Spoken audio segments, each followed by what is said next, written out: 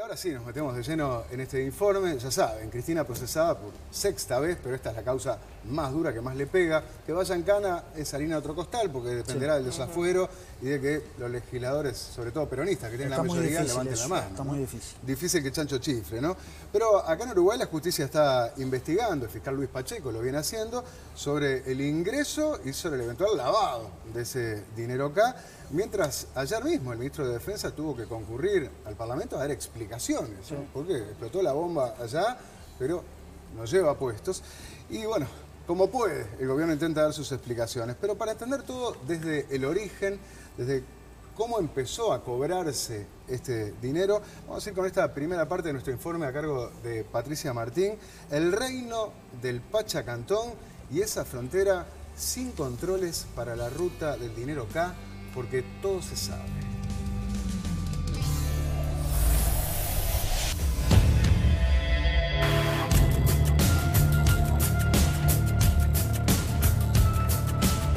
En 2010, luego de la muerte del expresidente argentino Néstor Kirchner, en Argentina se comenzó a hablar de corrupción y de robos millonarios por parte del matrimonio K. Murió Néstor Kirchner en El Calafate.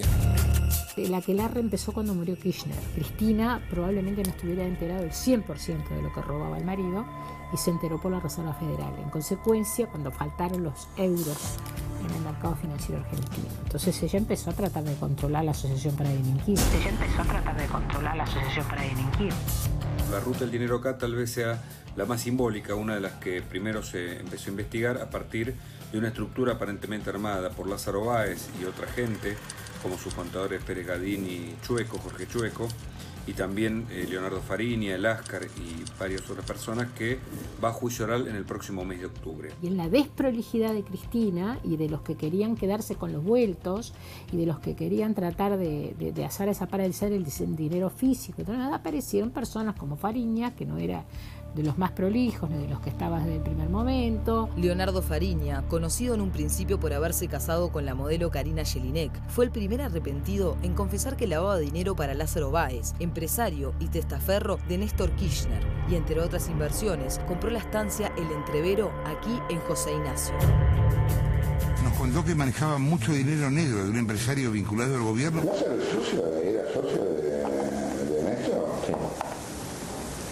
¿Y vos decidías en qué porcentaje o no? La verdad que todo. ¿Cómo entró? O sea, ¿acaso era artista o era socio? En la política no hay que zafar. Hay operadores distintos. Bueno, ahora traducir eso. Vos sos Lázaro, yo soy Néstor. ¿Sí? Vos sos mi amigo, armate una constructora, yo te descubro las obras a vos. El mecanismo de la coima. Bolsos, valijas, recaudadores y un mecanismo de relojería que se repetía semana a semana, mes a mes, año tras año. El mecanismo de recolección de la millonaria Coima K. La cifra impresiona. 36.000 millones de dólares. Los empresarios pagaban, los funcionarios recolectaban. El destino final del dinero físico eran las cajas fuertes de Néstor y Cristina. Cuando veo estas cajas, éxtasis. ¿Vos sabés que esta estaba allá y le hicieron abrir? Mirá, Lo habrá filmado, ¿no? ¿Cómo funcionaba el mecanismo? Los empresarios se repartían la obra pública sin que al gobierno le importara quién y cómo se la quedaba. Ni siquiera si la terminaba o no. Una vez adjudicada la obra, las empresas cobraban el anticipo y lo regresaban a los funcionarios. El mecanismo se replicaba en el sector energía. Por las concesiones viales, las empresas hacían un pago mensual de $150.000. En el caso del transporte, el mecanismo de la coima se basó en los subsidios. El Estado mantenía las tarifas congeladas y otorgaba subsidios a las empresas para compensar el atraso. Las empresas declaraban kilómetros o viajes de más para que el subsidio fuera mayor. Y regresaban como coima el 5% del total de los subsidios, que cuanto más inflados estaban, más retorno implicaban. El recaudador llamaba a la oficina del empresario y avisaba cuándo y por dónde pasaría a buscar el dinero. Una vez que los recaudadores se hacían de la coima, trasladaban bolsos y paquetes en autos oficiales hasta los búnkers donde organizaban los dólares. De ahí los llevaban a la Quinta de Olivos o al departamento de Cristina y Néstor en Recoleta, donde los recibía Daniel Muñoz. Si era poca plata, la entregaban directamente en la Casa Rosada. ¿La plata quedaba ahí? Muchas veces no. Los dólares viajaban otra vez en autos oficiales hasta el avión presidencial. Sergio Velázquez, piloto oficial del Tango 01 durante todo el kirchnerismo, llevaba los bolsos y valijas a Río Gallegos y la coima se depositaba en las bóvedas que los Kirchner le compraron al Banco de Santa Cruz e instalaron en su casa de 25 de mayo en Maipú. Cómo el dinero de Lázaro Báez venía desde Santa Cruz en avión, en su avión privado, en bolsos, a Buenos Aires y a través de la Rosadita lo sacaba al exterior. El Áscar admitió que ayudó a Lázaro Báez a por lo menos fugar 55 millones de euros. Le pregunté, Leo, ¿de quién es esta plata? De Lázaro. ¿Cómo llevaba él la plata a tu financiera? Bueno, el dinero se iba a buscar en aviones o lo traía él desde La Plata, de la casa del padre. O sea, lo traía cash. Exactamente, sí, venía cash. ¿Y cómo era? ¿En qué? ¿En bolsos? ¿Cuántos bolsos? Bolsos, mochilas. Son las cámaras, las propias cámaras de seguridad de la Rosadita, internas, que registran toda esta operatoria que ellos hacían con total impunidad. Estas imágenes son de fines de 2012. De distintos días de octubre, noviembre y diciembre.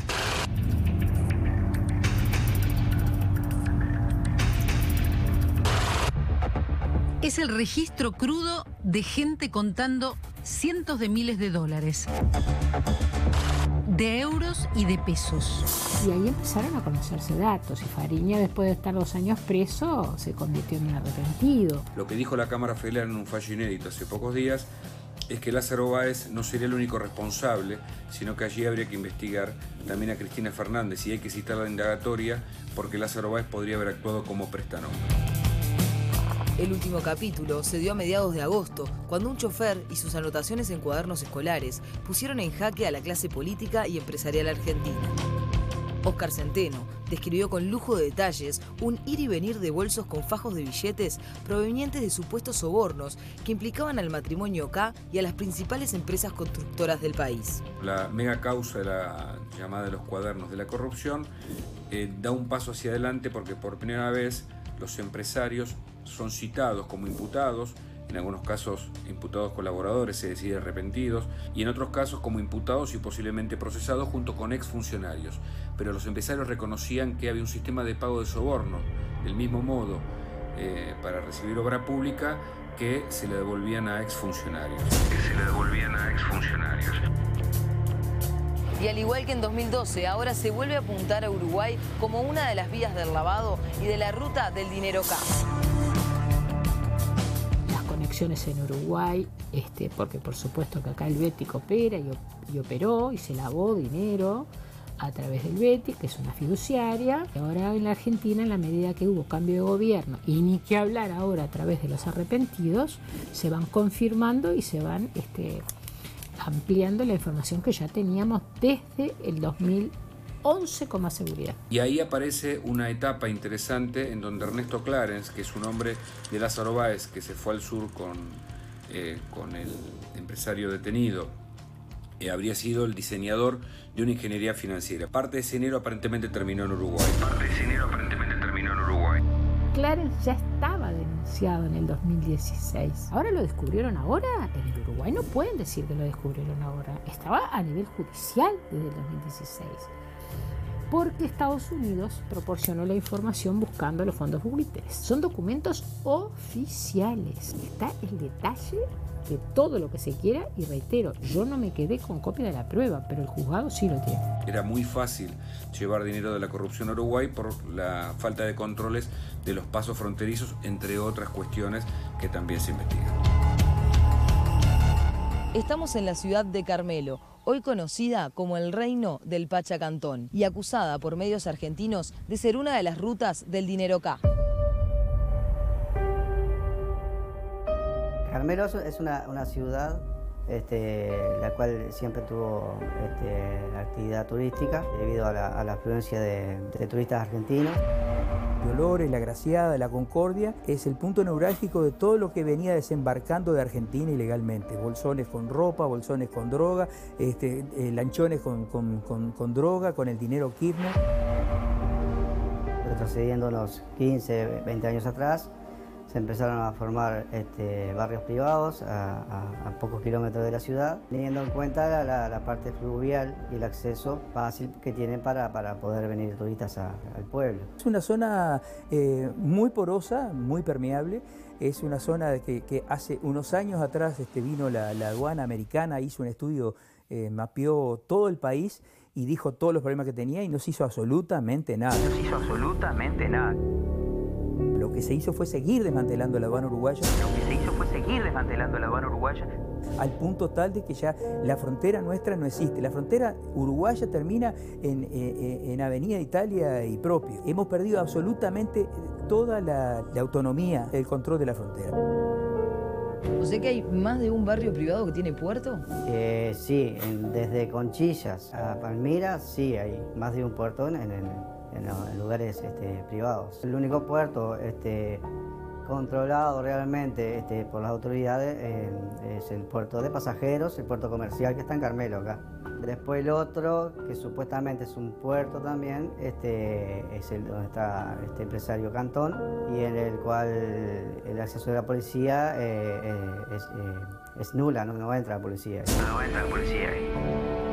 Eduardo Pacha Cantón es un empresario argentino que a fines de los 90 montó en Carmelo un barrio privado llamado El Faro. Gastó más de $3 millones en 130 hectáreas de terrenos costeros. En el predio hay varias mansiones construidas, un aras, helipuerto, piscina, canchas de tenis, de fútbol y de golf, un restaurante de uso exclusivo, un puerto e incluso un hotel 5 estrellas. Hicimos una reserva en el restaurante del Hotel Hyatt, el hotel 5 estrellas montado por el empresario argentino.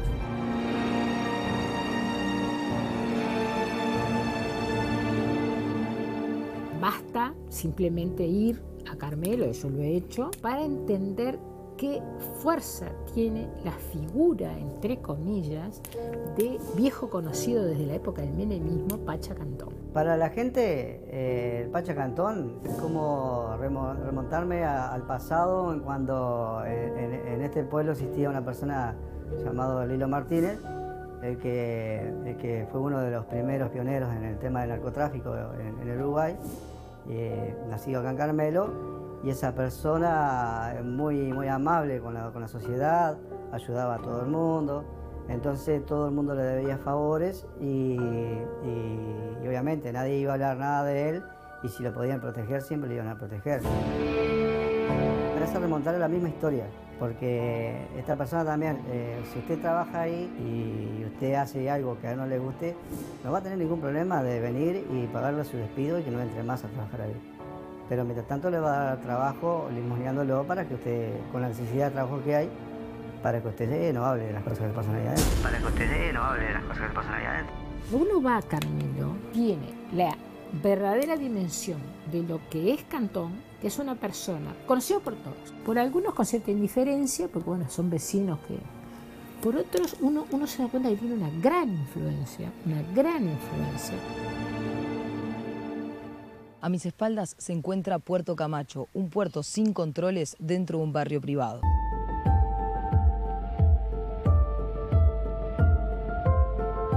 Puerto Camacho es un exclusivo embarcadero en el barrio El Faro, y la falta de controles en el lugar es algo conocido por las autoridades desde hace años, como lo reconoce este jerarca aduanero. Eso lo venimos tratando desde 2014. Ya teníamos oídas de toda la zona, de toda la prensa argentina, de autoridades argentinas con las que nos reuníamos muy seguido, y amigos, empresarios, políticos, y ya se sabía esto de lo del dinero acá, la fuga del dinero acá está desde 2011, y definitivamente una de las rutas más fáciles de hacer era a Uruguay.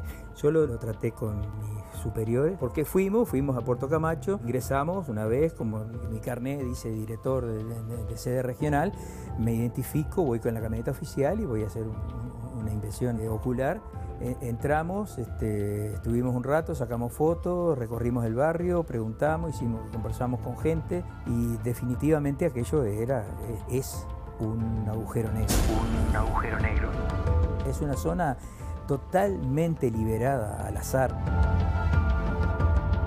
Es que en Puerto Camacho no hay destacamento de aduana ni de migración y los controles se hacen a requerimiento del propio cantón o de los propietarios de las embarcaciones que así lo deseen. Al libre albedrío de una persona que no cuenta con la confianza ni nacional ni internacional, no puede contar con la confianza por los propios antecedentes que tiene. Son personas que están investigadas por el FBI. Se le está pasando la custodia de la seguridad. Ni el dueño ni nadie que está ahí tiene la obligación funcional de llamar a la aduana para que actúe, pero sí tiene la obligación moral, porque la confianza está depositada. Pero también la policía tiene información acerca del descontrol que hay, no solo en el puerto, sino también en el aeropuerto Sagarzazú, que queda a escasos metros del barrio privado El Faro. Recibía información de que acá enfrente del Hotel Season bajaban avionetas, helicópteros, y la otra información que recibía o recababa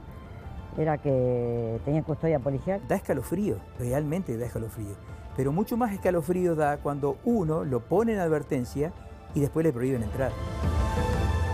Como administrador de la aduana, una de las tareas de García Daglio era patrullar la zona, pero cuando quiso fiscalizar en el barrio El Faro, sus superiores se lo prohibieron. Muchas conversaciones, sí, vamos a verlo, que esto... sí, ¿conversaciones con quién? ¿Con tu jefe? Con varios. Incluso lo traté en una reunión de administradores de aduana donde estaba el director nacional. Y bueno, parece como que no se le dio importancia, como que era una utopía muy grande. Pero la cuestión es que la tercera vez que fui a entrar me pararon en la puerta los propios empleados y me dijeron que estaba a la orden de avisar cuando llegara una aduana. Avisar a la administradora de aduana del local. Me quedé en la puerta, suena el teléfono, me llaman de la Dirección Nacional, otra persona que no era el director nacional, que estaba por debajo de él, para darme la orden del director nacional que de que no me metieran eso. O sea que a Puerto Camacho no volvieron a entrar, ni a patrullar. Claro, por supuesto que no. Suicidas no somos.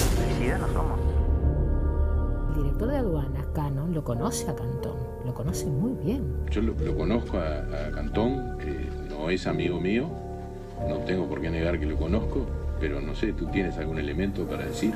Sí, me comentaron, usted mismo me comentó que era su amigo hace 4 años acá, entonces por eso mismo se lo consulto. No es mi amigo, yo no debo haberte dicho eso. La estantería se cae a veces. La credibilidad, esa lealtad que yo tenía con el director nacional de aduana, fue él mismo que me la pagó. Quiero decir que no fue la primera vez que el director nacional me defrauda, dándome órdenes para que yo me salga de lo que es debidamente correcto, legalmente correcto, para hacer lo políticamente incorrecto.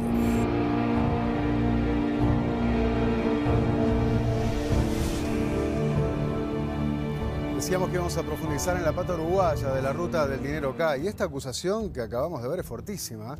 Aparte es alguien que da la cara, es un jerarca aduanero y que dice que cuando quiso entrar a Puerto Camacho, en el reino del Pachacantón, para fiscalizar allí, desde arriba, desde la dirección de aduanas, en nombre de Enrique Cannon, se le prohibió entrar. Obviamente procuramos hablar con Cannon desde el día de ayer. Un secretario suyo nos preguntó para qué, le transmitimos la inquietud y no tuvimos ninguna respuesta. ¿Será que el que calla otorga? Cannon está citado al Parlamento en los próximos días y es de orden que le pregunten sobre esto y a ver qué respuesta da el director de aduanas. Pero absolutamente inmoral, ni que hablar delictivo, lo que veíamos en torno a las coimas que tan claramente quedaron explicadas acá por parte del matrimonio Kirchner, ¿no? Sí. Y hay varios nombres que son claves. Sí, uno, Lázaro Báez, lo conocemos desde hace algunos años, fue el primero que apareció en el ojo de la tormenta, conocido como el zar de la obra pública argentina, y otro nombre que cobró notoriedad ahora, porque declaró como arrepentido a partir de la aparición de estos cuadernos de las coimas, que es Ernesto Clarence. Sí, a Báez, claro, ¿no? Le daban obras y así fue que hizo, pero cientos de millones de dólares, ¿no? Todas a él, porque era el amigo de Néstor y de Cristina, obras que en algunos casos no tenían sentido, que no se terminaron. Granata en eso, bueno, si habrá tenido letra, ¿no? Pero claro, siempre en el vamos y vamos, ¿no? Yo te doy la obra a vos y dame tanto a mí, ¿no? Y así se generaba ese repartían esa ganancia subulenta. Y Clanes reveló cómo se encargaba de manejar el reparto y el cobro de las coimas a unas 40 empresas constructoras que se repartían esas obras. Le tocaba a una, le tocaba a otra, a ellos no les importaba, lo que les importaba era recibir algo así como un 10% de la obra que se licitaba, recibirlo como coima. Todo esto explotó, como saben, muy recientemente a raíz de los cuadernos de las coimas. ¿Qué son esos cuadernos? Las anotaciones que un chofer iba haciendo minuciosamente, como vamos a ver en algún ejemplo, ¿no? Minuciosamente de cada uno de los viajes que hacía como mano derecha de Roberto Barata. Era el chofer de Roberto Barata, quien trabajaba bajo la égida de Julio De Vido, el ministro de Planificación argentino. Y de puño y letra, este chofer día a día iba anotando cada uno de los viajes que hacía y el movimiento de esos millones de dólares de coimas para el gobierno. Por ejemplo, vamos a ver algunas fechas que son claves. Vayamos al 21 de julio del año 2010, cuando cuenta Centeno que recibió una valija color gris, fíjense, acá lo dice, con 4,5 millones de dólares. Miren los montos de lo que estamos hablando, en una valija, ¿no? Eso eran del Comahue. El Comahue se refiere a una obra de tendido eléctrico, ¿no? De ahí fueron a buscar a Barata, se dirigieron, ¿a dónde? A la Quinta de Olivos. O sea, los 4,5 palos de dólares los llevaron a la Quinta de Olivos. Más claro, residencia presidencial. Obvio, ¿no? Luego dice que Barata lo hizo bajar del auto al chofer porque, según escribió el propio Centeno, tenía que entregar, fíjese, tenía que entregar en mano propia al doctor Néstor Kirchner los 4,5 millones de dólares de ese día, 21 de julio de 2010, 4,5 palos en un día. Pero esto no era solo un día, 2 días después se repitió la situación. 23 de julio. Sí, 23 de julio de 2010, esta vez la valija era una valija negra, ¿no? Que contenía 2,5 millones de dólares. Aquí lo tiene, ¿no? Sí. Que iban derecho para Olivos, señalaba en la anotación Centeno. Y también estaban relacionados con el Comahue, esa obra de tendido eléctrico, pero el que entregó la plata le dijo a Barata, mano derecha de Julio De Vido, el ministro, le dijo que tratara de que salga otro proyecto Comahue Cuyo, un tendido en la provincia de Mendoza, por 2.700 millones de dólares, que arrojaría otra coima, ¿no? Obvio, en el camino a Olivos, según Centeno detalla en los cuadernos, un asesor de planificación, Hernán Gómez, le entregó un bolso con 1.500.000 dólares. Acá se van sumando las cifras, ¿ven? 1.500.000 dólares, aparte lo ponen en número y después en letra, para que quede claro, ¿no? La recaudación de la... ¿Ven que dicen recaudación de la semana?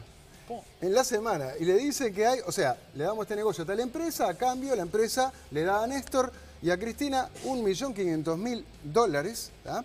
Y luego dice, ¿no? Que claro, si vos sumás 2,5 millones, acá, 2,5 millones, más 1,5 millones, en todas las escuelas del país te da 4 palos verdes. Acá dicen, tenía que entregar los 4 millones de dólares en mano propia al doctor Néstor Kirchner en el chalet donde vive el doctor Kirchner con la presidenta Cristina, para más datos. Todo escrachadísimo en esos cuadernos del chofer Centeno. Bueno, y después Centeno escribe sobre Barata, ¿no? Día 24 de julio, ¿no? El 24 de julio cuenta un diálogo que tuvo. Durante ese viaje me decía irónicamente que quería dejar de hacer las recaudaciones. Y yo le dije que mientras se lleve algo, y me dice, no, Oscarcito es Centeno, ¿no? Sí. Yo puchereo nomás, se hace el humilde. Le di a entender que yo siempre quedo afuera. Y me dice, esto es así nomás, que el doctor Kirchner la quiere toda para él. Acá está, ¿no? El doctor Kirchner las quiere a todas para él. Incluso parece que Néstor Kirchner parecía no estar conforme con esos millones de dólares, ¿no? Y parece que muchas veces, ¿qué es lo que preguntaba? ¿No hay más? No hay más. Claro. ¿No? Era poco, esos iba millones de dólares. Iba a haber muchísimo más. Bueno, así siguen trasladando millones de dólares de coimas hasta que el 27 de octubre de ese año 2010 ocurre un hecho crucial.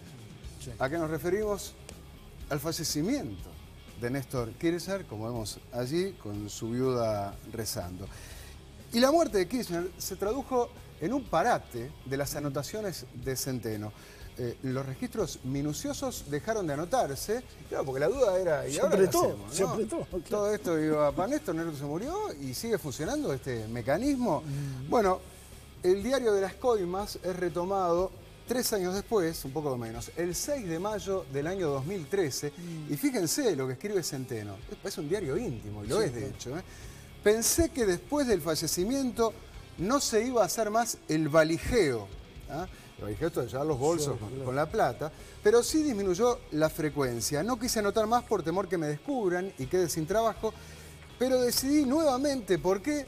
Porque en una reunión que tuvo el ministro de Vido, Barata, y la señora presidenta Cristina Fernández de Kirchner, en la cual los instruyó para que sigan recaudando de las empresas para las próximas campañas electorales. Y esto es lo que termina de comprometer a Cristina. Claro. Porque Néstor sería el cabecilla, el cerebro de todas estas operaciones. Pero murió Néstor y 3 años después acá queda patente y por escrito que Cristina dijo, no, che, ¿cómo es esto? ¿No? Vamos a seguir. Y siguieron, ¿no? Y siguieron recaudando. Pero vamos a ver ahora la conexión de todo esto con Uruguay, porque Ernesto Clarence, el financista de los Kirchner, de quien recién hablábamos, hizo 164 viajes en barco a Uruguay desde el año 2003. No viajaba solamente en barco a nuestro país, también lo hizo muchas veces en avión, este señor. Sí, porque según reveló una investigación del diario La Nación y del diario El País, también viajó muchas veces a Uruguay en avión. Lo hacía en 2 aviones distintos, también en un helicóptero. Lo hacía desde el aeropuerto de San Fernando, que se conoce también como un aeropuerto de muy pocos controles. Sí, en Argentina, ¿no? Sí. Ahora bien, en 2010 ocurre algo curioso. Acuérdense de la muerte de Néstor Kirchner. Apenas 7 semanas después del fallecimiento, en el mes de diciembre, Clarence viajó 5 veces a Uruguay en avión, 5 veces en apenas 15 días. Y el caso más curioso fue el sábado 11 de diciembre de ese año, del año 2010, que partió del aeropuerto de San Fernando y regresó solo 4 horas después. 4 horas. Sí, o sea, no les dio tiempo para mucho. Vino como bajar el bolso. Tirar los bolsos y volverse, claramente, ¿no? Pero Clarence no era el único cercano a los Kirchner que hacía vuelos fugaces a Uruguay, porque también viajaba otro que seguramente escucharon nombrar, el secretario privado de Néstor y de Cristina, Daniel Muñoz, ahí lo vemos, que además de secretario era el encargado de sacar la plata de Argentina para esconderla en paraísos fiscales. Sí, no elige secretario para chica cosa. Pero hubo un inconveniente como es el fallecimiento de Daniel Muñoz, que ocurrió en el año 2016, y eso, bueno, detuvo las investigaciones sobre la ruta del dinero K, pero claramente junto a Clarence cumplieron los dos juntos papeles centrales en esta mega corrupción kirchnerista. Sí, decíamos que Clarence era el financista de Néstor Kirchner, ¿no? Pero brevemente y para terminar, veamos cómo llegó a ese lugar y específicamente qué hacía Clarence. Bueno, Clarence era un financista, un broker de la City porteña en los años 80 y llegó y se vinculó con Lázaro Báez primero y después se terminó vinculando con Néstor Kirchner, que ya estaba vinculado a él. Él tenía una financiera que dio quiebra, estaba en el mismo edificio donde estaba la sucursal de Buenos Aires del Banco de Santa Cruz, donde Lázaro Báez era gerente. Ahí es donde armaron el vínculo y después terminaron todos allá en Río Gallegos, siendo todos amigos. Todos los chicos malos juntos entonces, Néstor Kirchner, Lázaro Báez y Clarence, ¿no? Sí. ¿Y cómo siguió la cosa? Y bueno, Clarence entabló un vínculo con ellos a través de una financiera, después de otra, y terminaron trabajando en estas obras y manejando las obras, las mega obras estas que hacían y por la cual cobraban sobreprecios. O sea, Kirchner, Báez y Clarence formaron un triángulo que ya manejaba los dineros de la obra pública en forma espuria y luego, bueno, ya sabemos cómo se enriqueció Báez por esas obras que sistemáticamente el kirchnerismo le adjudicaba a él y a sus empresas con sobreprecios, además, ¿no? Es la inmoralidad, porque es la plata de los argentinos, ¿no? Y el presidente dice, yo esto se lo doy a mi amigo y en vez de pagarle 100, que es lo que cuesta la obra, le voy a pagar 200 y de esos 100 extras, 50 para él y 50 para mí. Esto es lo obsceno. Y todavía hay gente que pretende defenderlos o negar algo que rompe los ojos, ¿no? A continuación vamos a profundizar en esta ruta del dinero acá, concretamente en Carmelo, donde fuimos, el reino del Pachacantón, porque todo se sabe.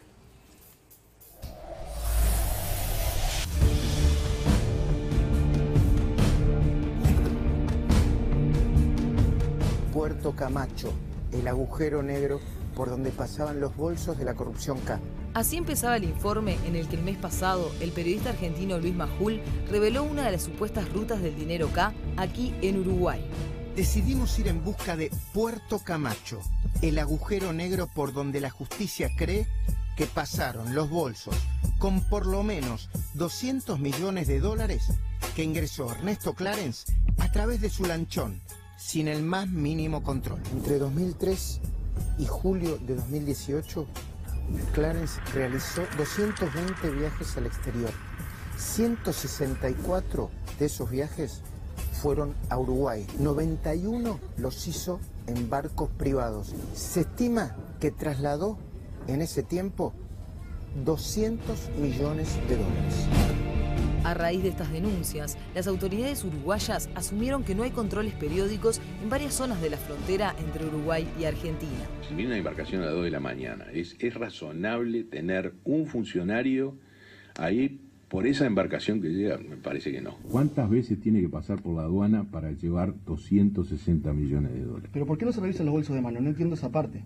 Es una restricción que tenemos de tiempo también y de funcionarios que estén ahí. Sin embargo, según denunció a Santo y Seña este jerarca aduanero, cuando quiso entrar al barrio El Faro para fiscalizar el puerto Camacho, desde la dirección de aduanas se lo prohibieron. Me quedé en la puerta, suena el teléfono y me llaman de la Dirección Nacional, otra persona que no era el director nacional, que estaba por debajo de él, para darme la orden del director nacional que es de que no me metieran eso. Para darme la orden del director nacional que es de que no me metieran eso. Y este policía cuenta cómo la revisión de la aduana se limitaba a chequear los documentos de las embarcaciones. Venía un yate, llamaban al encargado de aduanas, mandaban un funcionario, un funcionario iba, revisaba la documentación y más nada. Uno no sabe quién entra y quién sale de ahí. Uno no sabe quién entra y quién sale de ahí. Solamente ellos. Solamente ellos. Por ejemplo, acá ha venido Susana Jiménez, que tiene un chalet ahí adentro, y después la hija de Susana Jiménez también tiene un chalet ahí adentro. Cuando se casó Treves, ahí vino mucha gente y estuvieron 2 o 3 días y uno nunca sabe si entró por dónde entró. Mucha gente entró por el puerto de pasajeros de Carmelo, pero otra gente entró por ahí. No estamos todo el tiempo ahí para revisar las 4 embarcaciones que llegaron este fin de semana. Las sedes regionales de vigilancia, la aduana de Carmelo, envían aleatoriamente, por gestión de riesgo, también a Puerto Camacho 1 o 2 funcionarios para revisar. Se establece que se trabaja sobre la política de riesgo. ¿Eso qué significa?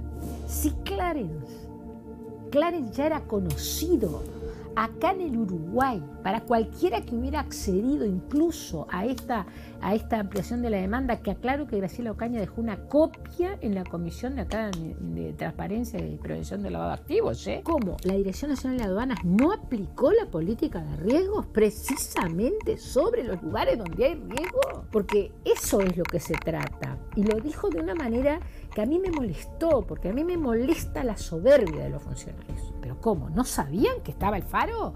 ¿No sabían que Clarence estaba ahí metido? Estamos a metros de la casa de Ernesto Clarence. ¿No conocen a Cantón?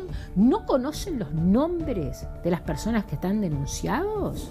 Que se hizo público incluso el nombre de un ex dirigente de un club de fútbol importante en el Uruguay que está indagado en la Argentina y además está denunciado en el 2016.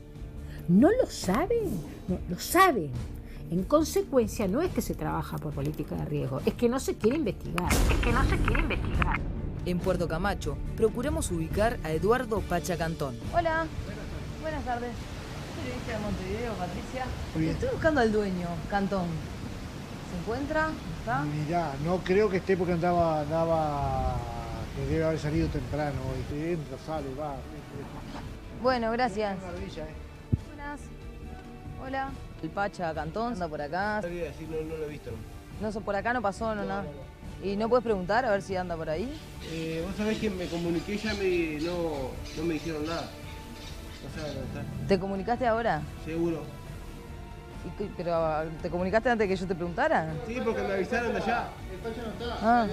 Finalmente, lo contactamos por teléfono, pero se negó a darnos nota, alegando que los testimonios recabados por Santo y Seña no son veraces. La gente encapuchada que ustedes ponen, Sí. es obvio que gente paga por ustedes y dice lo que ustedes. ¿Cómo va a ser paga por nosotros? Pero Y usted, bueno, pero maneja usted las cosas bueno. con plata de otra manera distinta a la que yo trabajo. Eso es otra cosa. Pero días antes, entrevistado por Telemundo 12, Cantón reconoció que en Puerto Camacho no se fiscalizan a los que arriban a sus embarcaciones. La aduana participa de lo que es el desembarco de la persona y no agrede a la persona, no se le mete en el barco, no le hace abrir los bolsos así vehementemente. Es algo turísticamente bien armado en el cual se confía en la buena fe y también se cuida. O sea, no es un lugar que hay que pasar por un escáner, no es un lugar que no es un aeropuerto, es un puerto deportivo en el cual está conectado con un país y turísticamente gente que viene todos los fines de semana. Declaró muy bien, dijo lo que tenía que decir, la verdad. No queremos molestar a los vecinos del barrio privado, que es de él además, diciendo que no hay que molestarlos e incomodarlos en revisarle los bolsos, que vienen en los yates además, que tienen los amarran en sus propias naciones. Pero no solo no hay control de aduana ni migración, sino que la policía también entra al barrio privado del Faro a requerimiento. Los funcionarios en actividad tienen prohibida la entrada, a no ser que sea requerimiento de Cantón por algún robo que suceda o alguna cosa de eso, no tenemos autorización para entrar. Además, el Faro cuenta con seguridad privada, paga por el empresario Cantón, algunos de los cuales en su momento ocupaban cargos jerárquicos en la jefatura de Colonia. Estaba como su jefe en la jefatura de Colonia, el comisario Núñez, y entabló una relación con Cantón, el cual le dio la seguridad privada del Cantón. Mientras Núñez era subjefe de la jefatura de Colonia, al mismo tiempo era empleado en la seguridad de Cantón, o sea, Cantón le pagaba un sueldo por hacerle la seguridad de su barrio privado. Claro, él era empleado de Cantón y a su vez él contrataba a policías retirados y personas particulares de Carmelo y las hacía trabajar bajo su orden ahí. ¿Un policía puede en actividad hacer un trabajo de seguridad particular, privado? No, nosotros tenemos por orden, incluso firmamos una orden escrita de ser habidos en ese tipo de trabajos y nos iban a dar la baja automáticamente. Es una orden ministerial. Al día de hoy, esta persona Núñez, ¿sigue trabajando con Cantón? Sigue trabajando con Cantón. ¿Y el jefe de seguridad, Núñez, tampoco? Núñez no está. Núñez es el que está encargado de toda la seguridad de todos ustedes. Sí. Obviamente, al ser bien pago por Cantón, iba a mirar cosas que no tenía que mirar. El jefe departamental de la policía, de la jefatura de Colonia, estaba al tanto de todo esto que sucedía. Pero obvio que está al tanto. Más teniendo en cuenta de que Núñez fue el padrino policial de quien es hoy el director general de táctica, que es Lotito. Y Lotito, obviamente, de todas esas cosas tiene que estar enterado, porque es la persona de la inteligencia del Uruguay. Recibí tanta información de tantas cosas que pasaba dentro de la policía que trataba de reunir pruebas o llevar las denuncias a alguien, pero no sabía qué hacer porque, no estaba solo, mucho traslado, mucho persecución, no me daban mando. Recibía amenazas, se me dejaba sin vehículo, no teníamos vehículo, durante una semana tuve sin vehículo para que no pudiéramos hacer todas las recorridas de la zona, ¿no? A escasos metros de Puerto Camacho funciona este aeropuerto, sospechado de recibir vuelos no fiscalizados.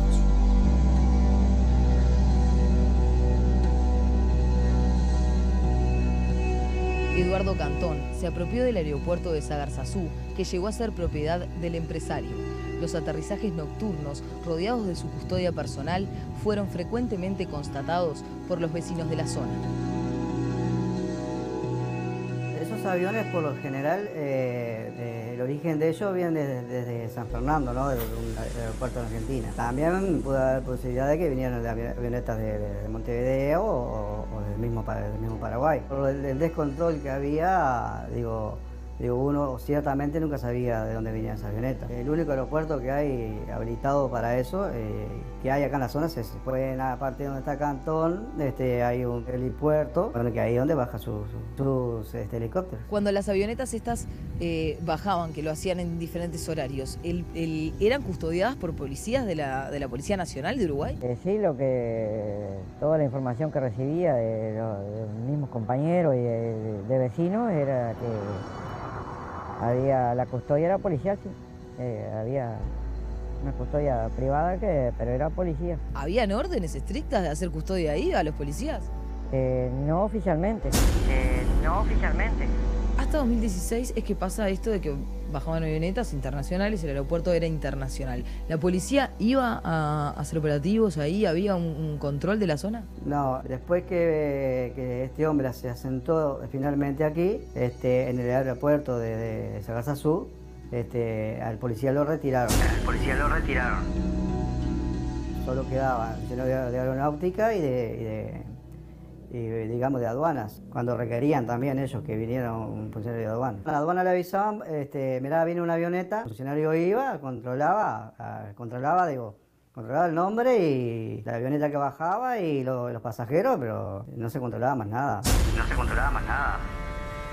Hice 2 pedidos de informe al Ministerio de Defensa a ver qué controles se hacen sobre los aeropuertos privados. Nada, declaración jurada del piloto, que tiene que declarar la ruta del vuelo por razones de seguridad, pero después en una planilla que ni siquiera está digitalizada por declaración jurada del piloto, quienes vienen en el avión, parece chiste. En la noche, funcionario de aduana no hay, policía no hay, queda un sereno ahí y empleado de ellos y ya está.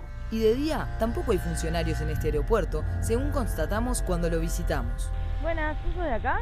No sé cómo es la movida porque yo sinceramente soy casero acá y yo voy a trabajo y te vengo al mediodía a comer y después de noche, de tarde no salgo a laburar. ¿Y pero acá no hay nadie? ¿Acá ahora? Sí. No. ¿Y cuándo hay funcionarios? Cuando se avisa que viene... Claro, supuestamente no sé. Pero si yo llegaba y vos justo porque viniste a comer, si no acá no hay nadie. Justo porque vengo a almorzar, si no, no hay ahí. En lo que es aduana, acá hay aduana, oficina, no sé lo que es esto acá adentro, no. Hay movimiento, poco y nada. Esto está más para un cementerio, mirá que...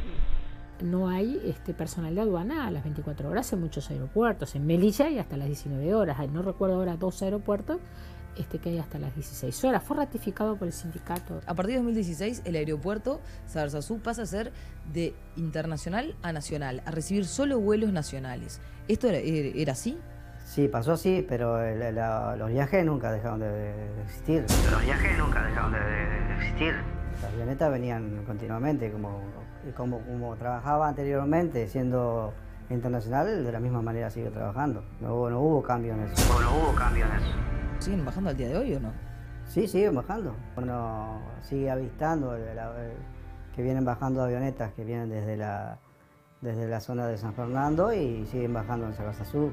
Cuando viene de Montevideo se da cuenta porque pasan por encima del pueblo. Cuando viene de San Fernando, uno se da cuenta porque hacen la vuelta en el río Uruguay, que nosotros lo vemos de acá y bajan ahí. Este exfuncionario policial denunció en asuntos internos las irregularidades que veía.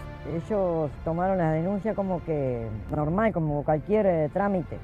No le dieron importancia. La solución que me dan, que yo soy oriundo acá de Colonia, de reintegrarme a una unidad policial en Montevideo. Me sacaron de la cancha, con calidad.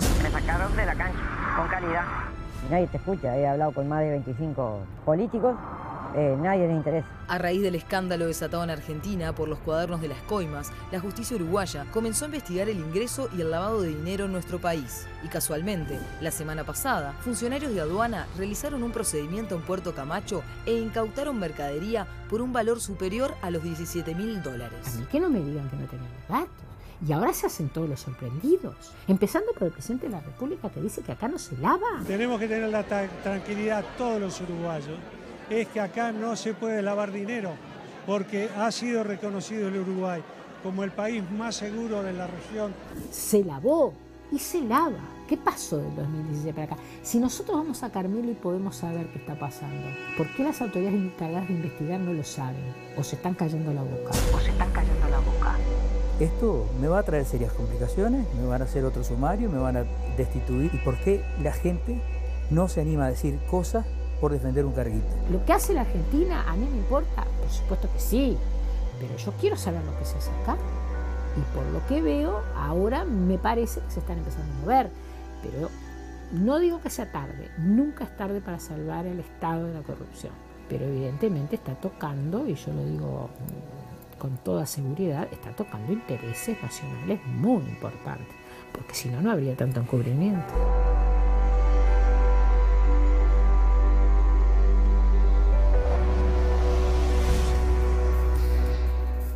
La verdad que más que preocupante lo que acabamos de ver en esta investigación. Los mensajes que están llegando también son elocuentes en ese sentido, ¿no? Este dice: el reino del Pacha Cantón es santo y seña, el director de la aduana y los responsables de darle el cargo están hasta las manos, saben todo lo que está pasando y cómo los callaron, hicieron cómplices, los compraron, dice, se está complicando la cosa. Bueno, hay otros que también dan cuenta de que estas maniobras de darle una coima y que la empresa constructora sea elegida a dedo son maniobras que se dan también aquí en Uruguay. Dan nombres, pero son temas a investigar y en los que vamos a profundizar. Obviamente que cualquier dato que quieran pasarnos, encantados de la vida, ¿no? Para investigar todo tipo de irregularidad, de hecho de corrupción, como siempre decimos. Muy buen informe de Santo y Seña, dice: solo aquellos que hemos vivido en el litoral, que hemos volado la frontera desde Carmelo, sabemos que efectivamente esto es así como se está mostrando. La pregunta: ¿cómo el Estado no puede estar sabiendo esto? Y acá hay una respuesta que admite varios niveles, como vamos a ver, ¿no? Sí es cierto, las propias características geográficas del Uruguay, sus fronteras, la escasez de recursos tecnológicos, radares, la escasez de personal, pero también, como vimos, decisiones políticas. Es decir, esto no se fiscaliza, acá no se investiga. Bueno, Patricia Martín estuvo en Carmelo, en ese reino del Pacha Cantón, quien es un personaje, bueno, conocido por todos, ¿no? Sí, buenas noches para todos. Y la verdad que en Colonia lo conocen todos y obviamente que en Carmelo mucho más. Pero hay como un secretismo en el entorno de su figura, nadie se anima mucho a hablar, como que lo conocen pero no quieren dar datos. Y bueno, y es sabido por la gente que trabaja allí, que justamente ya nos han llegado mensajes de trabajadores, que si esta persona, Pacha Cantón, se entera que hablaron, los va a despedir y se quedan sin trabajo en un lugar que es bastante pequeño, ¿no? Allí, la ciudad de Carmelo. Claro, vos lo buscaste por distintos lugares, te debíamos preguntar por él, no está, es como una ardilla, decía uno de los encargados, hasta que al final telefónicamente sí pudiste contactarte, ¿no? Sí, pude hablar con él hace 2 días. Y bueno, en realidad lo que me dio a mí fue una soberbia todo el tiempo a la hora de hablar, increpándome, buscando que yo me enojara y haciendo alusión a su dinero. Todo el tiempo, así como decía que nosotros pagábamos entrevistados. No, son muy fuertes, ¿no? Los encapuchados, eso es lo que ustedes les pagan para hacerlo decir lo que ustedes quieren. Obviamente no tienen ni idea de cómo se trabaja en periodismo, ¿no? Pero también está eso de que el ladrón cree que todos son de su condición, ¿no? Pagarle a alguien para que haga lo que vos querés que haga, ¿no? Nosotros no funcionamos así, obviamente. Y quiero decir algo que es un recurso periodístico, pero no necesariamente Pacha Cantón ni la gente en general lo sabe, ¿no? Pero así como muchas veces en la prensa escrita ustedes leen fuentes allegadas al Ministerio del Interior, o fuentes del Poder Judicial, o fuentes del Gobierno del Poder Ejecutivo, las fuentes son personas informantes reales que te dan un dato que es muy vital, de trascendencia, y por eso se publica. Bueno, a nivel televisivo, esto sería una fuente. Es alguien que no quiere ser identificado porque, como dijimos, por temor a las represalias, por miedo a quedarse sin laburo, a un sumario, o por qué no, a que lo maten. Dice: no, está bien, a duras penas yo te hablo. Pero nosotros, para decidir darle el micrófono a alguien que se pone una capucha, antes chequeamos quién es, chequeamos si la información que nos va a dar es certera y es fidedigna. Y no basta con un testimonio. Y como vieron acá, porque salieron al aire 2 encapuchados, un policía y un ex policía, salió también un jerarca aduanero, pero ¿con cuántos más hablaste vos que coincidían en los testimonios para llegar a estas conclusiones? Sí, hablamos con más de 5 funcionarios policiales en actividad, que obviamente por obvias razones todos te dan información, pero prefieren no salir al aire, y con varios aduaneros que también trabajan hoy en Carmelo, pero tampoco se animaban a hablar. ¿Quién es este jerarca aduanero que hace esa acusación tan fuerte de que Canon, el director de aduanas, le dijo: en Puerto Camacho no entras a fiscalizar? Sí, él trabajó durante 36 años en la aduana, incluso hizo varios cursos y seminarios en el exterior, mandado como representante de la aduana. Toda o sea la que el trayectoria. Estado, claro, el Estado lo mandaba a esos cursos en Estados Unidos, en Corea. García Daglio es el nombre, ¿no? Aparte en este caso, da la cara, nada encapuchado, ¿no? Y mirando a cámara, y como decía que al final, ¿no? No sé qué consecuencias me puede llegar a traer, pero él dice lo que fue su experiencia. Y justamente luego hablamos con otros funcionarios de aduana que nos confirmaron todo lo que él decía, no se animaron a decirlo en cámara, pero que allí se controla cuando te dejan controlar. Si no, no hay controles. Bueno, dentro de esos lugares veían Puerto Camacho, ¿tá? Puerto Camacho es un embarcadero muy lindo, se habla de que es un puerto deportivo, ¿tá? Me gustaba la explicación de Pacha Cantón, no hay que molestar a la gente, haciéndole revisar los bolsos, claro. Y así sin molestarlo pasan las cosas que pasan.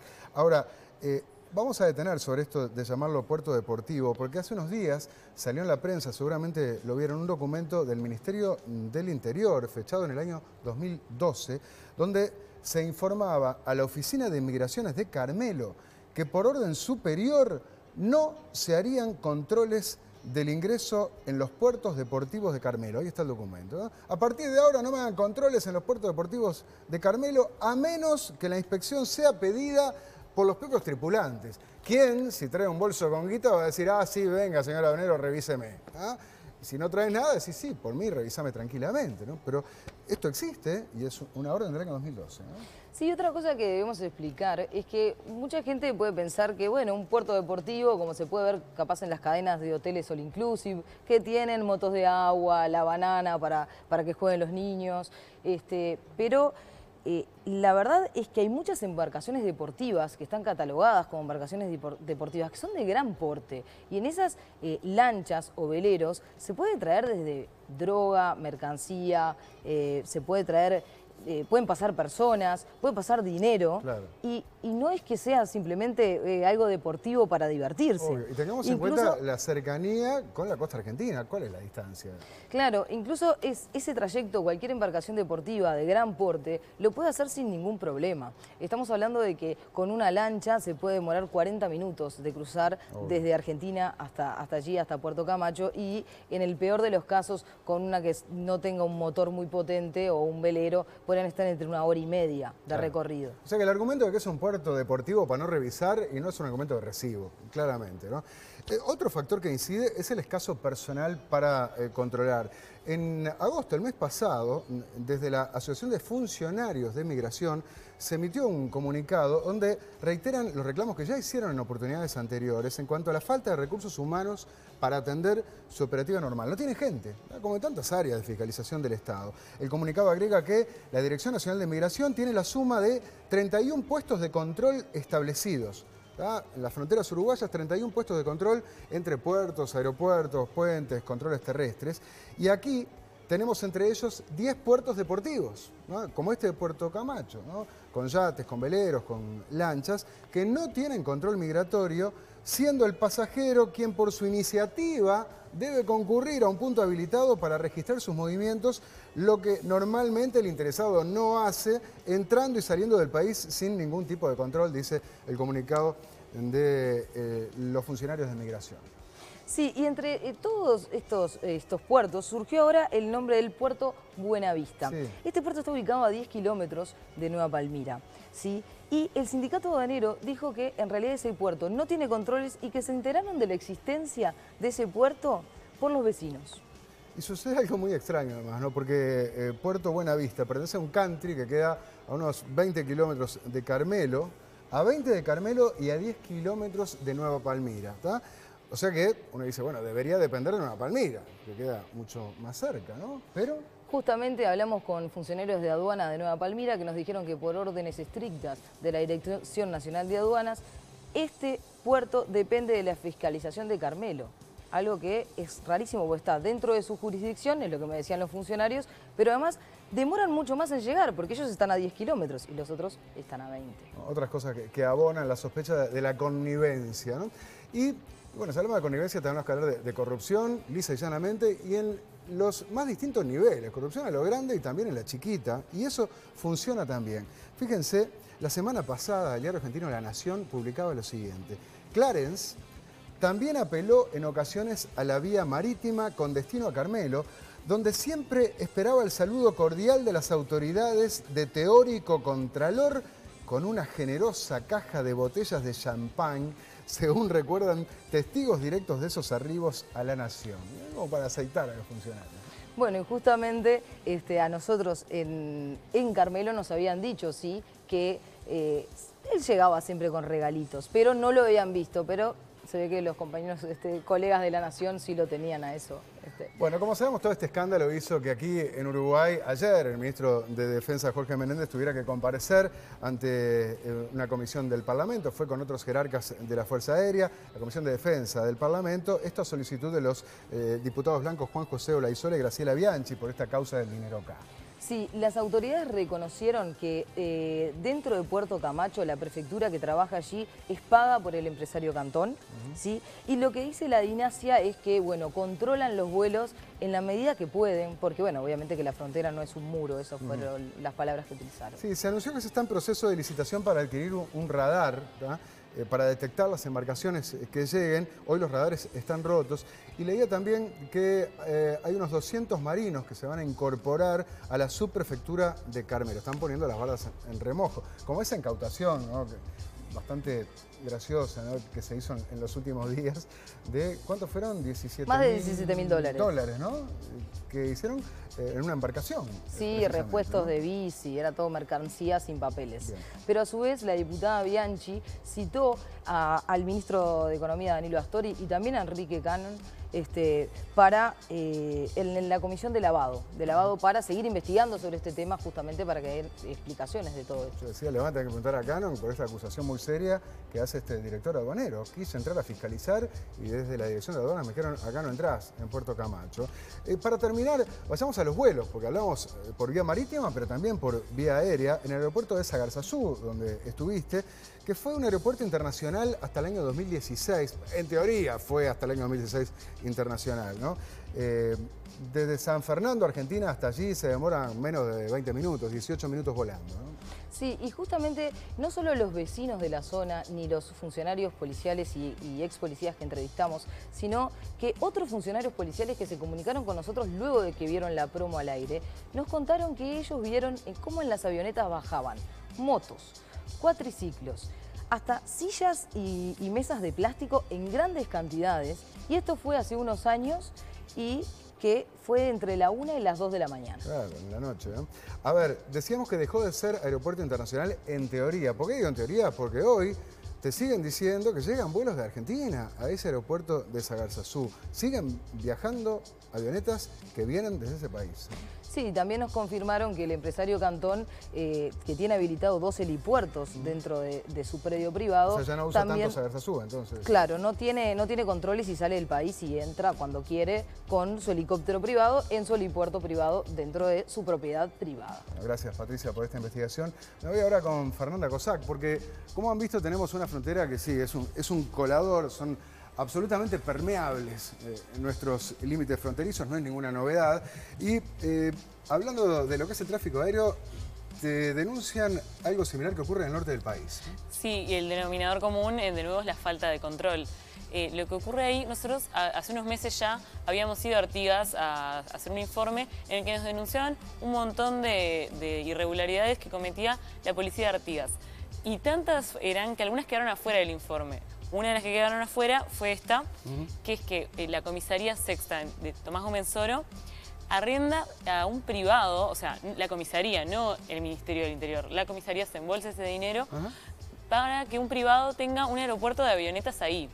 ¿Ahí dónde? Es una chacra policial que tiene la comisaría. Claro, ahí en el fondo de la comisaría y que está en un punto clave porque está a 40 kilómetros de Brasil y a 30 de Argentina, ahí en la triple frontera. Claro, zona roja, ¿no? En materia fronteriza. ¿Y el Ministerio del Interior está enterado de esta situación? Bueno, a ver, es eso, ¿no? Estamos hablando de la comisaría Tomás Gómez Soro, que tiene un predio y que lo alquila a una empresa donde suben y bajan avionetas. Y se embolsan el dinero ellos, no el Ministerio. No, el Ministerio al principio no estaba enterado de esto, pero se enteró de una forma curiosa, porque cuando fueron las manifestaciones de los autoconvocados de Un Solo Uruguay, recuerdan que había avionetas que sobrevolaban apoyando la marcha, sí. porque esta es una empresa aeroagrícola. Entonces apoyaban y el Ministerio del Interior prohíbe esos vuelos, pero se pone a investigar las empresas y descubre que una de ellas está alquilando un predio que le pertenece. Que es la chacra de la comisaría de Tomás Comensoro. Claro, ahí se desayunó el Ministerio del Interior, que la comisaría se cortaba por la suya arrendando ese terreno.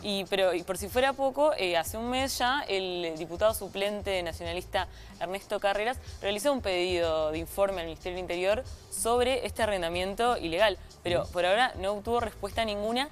Y no sé si han tomado medidas, pero yo hoy llamé a la comisaría y me dijeron que sigue operando, o sea, que sí, que hoy todavía el aeropuerto está ahí. ¿Y quién alquila ese predio entonces a la comisaría? Es una empresa que se llama Ambrus Sociedad Anónima. Que hace fumigaciones. Que hace fumigaciones y está autorizada por Dinasia, es una empresa, es real, no es una empresa fantasma.